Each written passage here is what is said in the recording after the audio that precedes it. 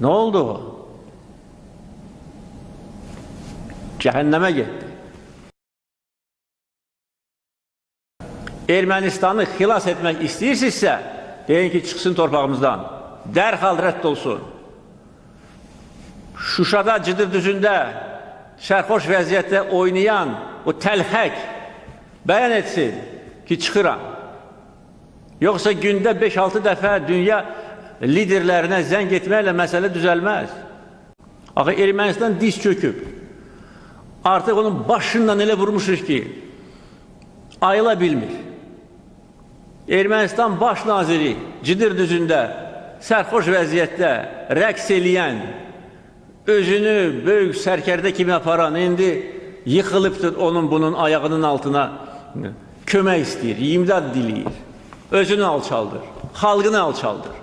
Ona görə bugün artıq özünü dilənçi kimi, düşüş kimi, bağışlayın ifadəmə görə, amma onlar hər bir ifadəyə layiqdir. Aparan Ermənistan rəhbərliyi gecə-gündüz bütün beynəlxalq təşkilatlara zəng edir, məktublar göndərir, bəyanatlar verir ki, niyə səsinizi çıxartmısınız? Onlar necə səsini çıxarda bilərlər? Onlar artıq bu qətnamələri, bu qərarları qəbul ediblər. Ateşkəs istəyirlərsə, desinlər, işğalçı dövlətə rədd olsun, çıxsın. Yox, axıra qədər gedəcək. Axıra qədər, sona qədər gedəcək. Düşmanı bundan sonra da qovacaq. Necə ki qovuruq. Necə ki qaçır bizim qabağımızda. Və qaçacaq.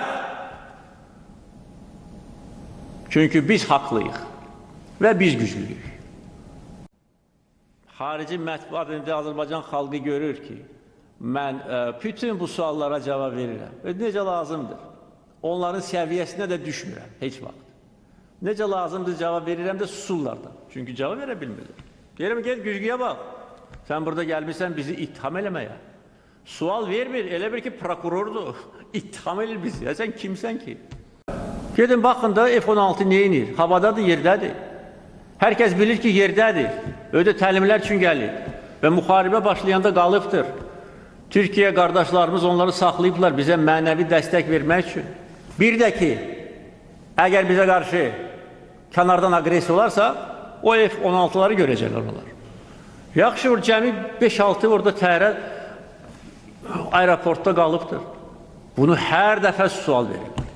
Bir neçə gündən sonra Azərbaycan və Ermənistan Xarici İşlər Nazirləri Cenevada görüşəcəklər. Mən etiraz eləmirəm, görüşsünlər.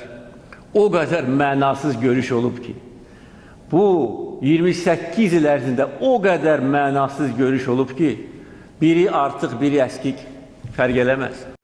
Əziz həmvətənlər, mən sizə söz vermişdim ki, hələ müharibənin ilk günlərindəki düşməni biz torpaqlarımızdan qovacağıq, sona qədər qovacağıq. Qarabağ bizimdir, Qarabağ Azərbaycandır. Heç kimdən biz Ermənistandan fərqli olaraq köməklik istəmirik, mane olmasınlar. Və Azərbaycan xalqının səbri ilə oynamasınlar. Sabah bu müharibə qutaracaq. Biz istədiyimizə nail olacağıq. Bəs nətər olacaq bizim münasibətlərimiz? Azərbaycan xalqı bu haqsızlığı unudacaqmı? Unutmayacaq. Bunu bir fikirləşsinlər. Azərbaycan xalqını qürurlu xalq kimi, cəsarətli xalq kimi, yenilməz xalq kimi təsdiqləmişik. Heç bir təzyiq bizə təsir edə bilməz. Heç bir hədə-qorxu yolumuzdan döndərə bilməz. Çünki haqq yolundayıq. Bax, yumruq kimi birik. Və bu birlik əbədidir və əbədi olacaq. Bu tamamilə yanlış qiymətləndirmədir. Birincisi, mənim həbs olunan hər hansı şəxs barəsində məlumatım yoxdur. Əgər adını deyə bilirsinizsə, əgər sizdə adı varsa, mənə deyin. Sizdə adı var? Hazırda məndə adı yoxdur, öyrənərəm. Öyrənəndə mənə deyərsiniz.